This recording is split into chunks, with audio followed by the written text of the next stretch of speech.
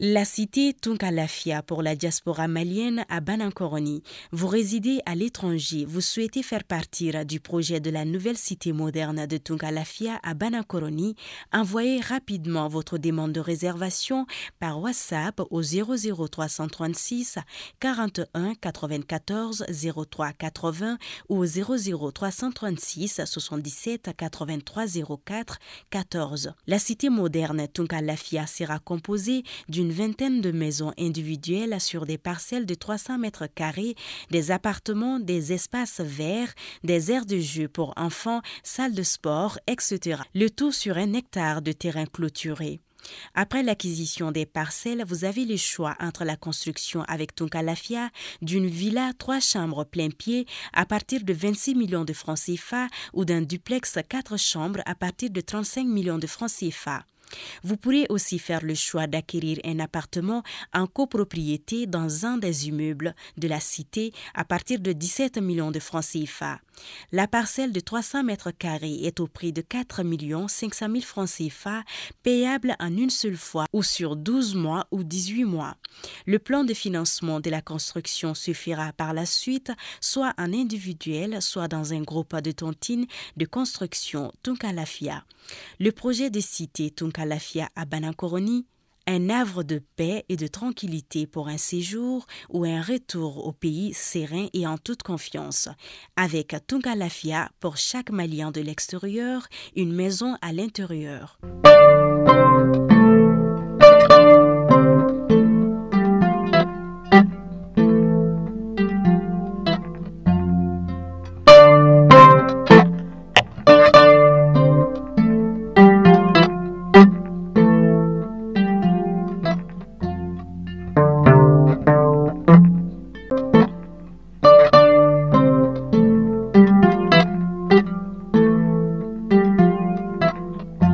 Vendredi 25 novembre 2022, c'est toujours un plaisir de vous retrouver. Bienvenue dans ces flashs d'informations sur Malicouna Foni.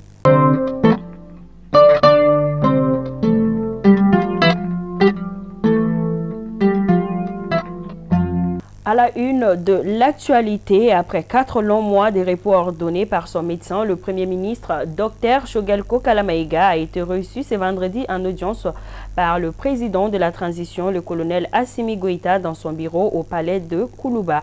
À l'issue de leur entretien, c'est un colocataire de la primature bien requinqué physiquement qui a confié à la presse être venu saluer et remercier le chef de l'État et toute son équipe pour le travail colossal abattu ces 4 derniers mois par les autorités de la transition dans un contexte extrêmement difficile. Le docteur Choguel Kalamaïga s'est adressé aux Maliens, je cite, « Je suis venu informer le président que je suis apte à reprendre le travail et dans quelques jours, le chef de l'État annoncera la date », a déclaré le Premier ministre. Ainsi, nous le souhaitons très bon retour. Insécurité, le mouvement Yaraoulou debout sur les remparts informe l'opinion nationale et internationale que dans la soirée du 24 novembre 2022, aux environs de 22h, son porte-parole principal à la personne du camarade Sidiki Kouyaté a été la cible d'un groupe d'individus armés non identifiés à la sortie d'une émission sur la radio d'Ambé au quartier de Sotiba à Seyi. Le mouvement Yaraoulou debout sur les remparts condamne avec la dernière rigueur cette tentative d'assassinat en prenant en témoin le peuple malien tout entier. Relance de la société textile Comatex. En effet, le ministre de l'économie et des finances a informé le conseil des ministres du plan de relance de la compagnie malienne des textiles Comatex à hauteur de 6 milliards de francs CFA.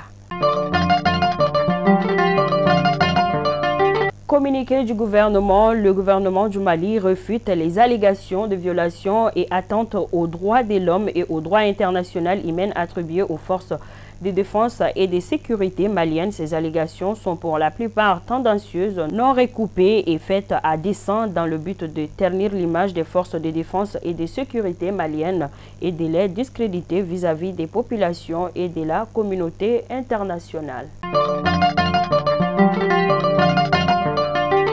Le comité de pilotage de la Maison de la Presse a organisé hier, jeudi 24 novembre 2022, dans la salle de conférence de la Maison de la Presse, une rencontre d'échange avec les organisations professionnelles de la presse du Mali.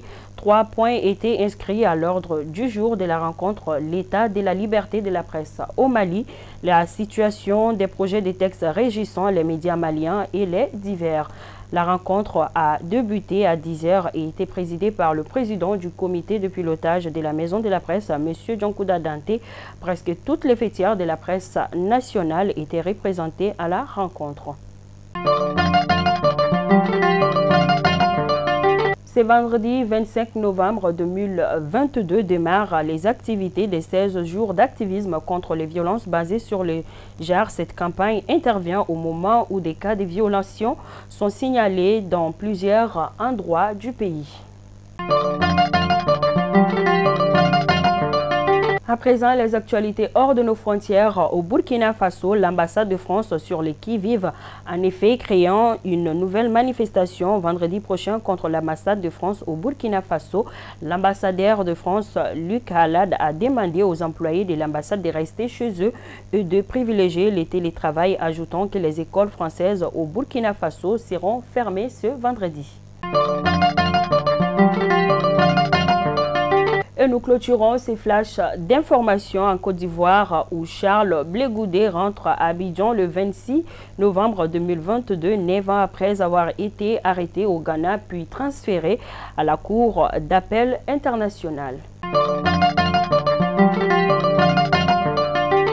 Fidèles abonnés de Malik Ounafoni, c'est donc tout pour ces flashs d'informations. Je vous souhaite très bonne journée de vendredi et bonne